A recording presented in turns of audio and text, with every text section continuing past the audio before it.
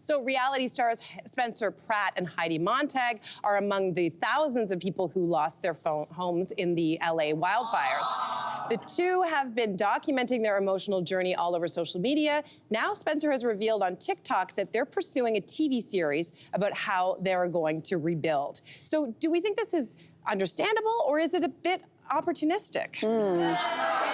I think it's not only understandable, I think it's genius. Really? Yeah. I think when you lose everything, who am I to judge what you do next? And I think for some families that would look like moving, mourning, staying low key. For some families that may mean looking at the tools you have in front of you and figuring out how to use those tools to better your family. In their case, their tools are the 3.2 million followers they have on TikTok. Yeah.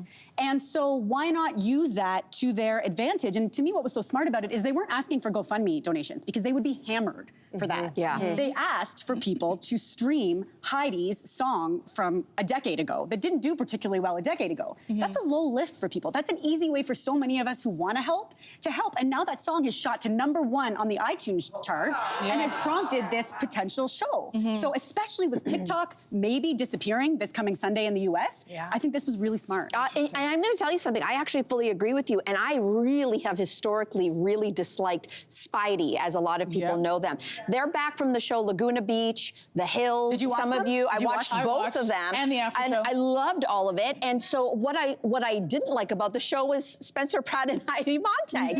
And so the fact that I have such a disdain for them, but when I watched the interview that Spencer just did with TMZ, where he is in tears and he's like, I have no choice. I have to provide for my family. You have to understand that even for people you hate, they're human. And so I think that if my dad always says, if you go to battle, bring your weapons. And the only weapons they have is to leverage. And this is a transaction. Like you said, the GoFundMe, that would feel icky. But they are saying, we're gonna work for our money, and what a brilliant, no one's telling you have to watch, but they want to do it to earn a paycheck. Fair game. Me and Cynthia are not on board with this one.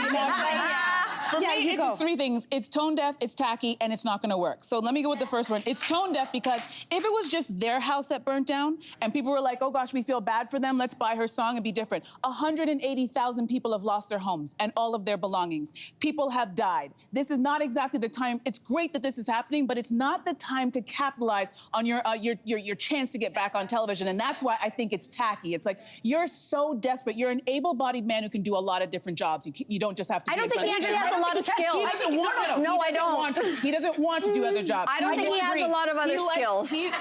Listen, he can lift a hammer, he can put a nail into a piece of wood. But why would he do that? This man is an expert in content. Mel said he was a villain. He cast himself as a villain on that show to keep him on the show. And I'm going to tell you why it's not going to work. You just made my point. He could become a politician. Sorry. I was a huge fan of that show, and it was an ensemble show, and the reason why they were so special is because they were the villains. They need people to play off of. It's not going to work. No one really wants to watch season after season of just these two who are in lockstep with each other on everything they do. We need some opposition. We need Lauren in there. We need the opposition was the fire that wiped out their house. No, that's the sad part. We need a constant fight. I watch all these Housewives. I watch all these shows. You need someone to always be in there causing the drama. This is unprecedented, if they don't have that person to play off of, there's no show. I'm not watching. I'm just surprised you think it's not going to work, given what we've already seen on TikTok. Yeah. TikTok's one thing. I think it will work. I think I don't know who these people are. I will not be watching. I will not be participating. But I think it probably will work for them. I guess there is something gross about it, though.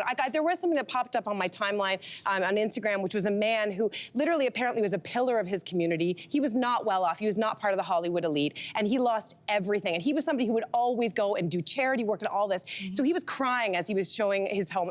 Some of you saw this as well. And so there was a GoFundMe set up for him, and people donated. And that, to me, it felt like the right move and for the right type of demographic. I guess what we're wondering about is it fair to reach for the exact same level of wealth after you've lost everything? Or is there an option for him to move to Wisconsin and live in a small thing and still provide for his family? I don't know the answer to that. That's something for you to look for inside yourself. But the timing, especially given the global He can do other jobs. He can drive a bus. He can put together a log cabin. There's other things that he can do. And we'll see it on the show. And we'll see it on the show. I'll be watching. Hey, you, come a bit closer. We've got so many more must-see interviews, spicy debates, lifestyle tips, and pop culture moments. So subscribe to our channel by tapping the logo below and don't miss out.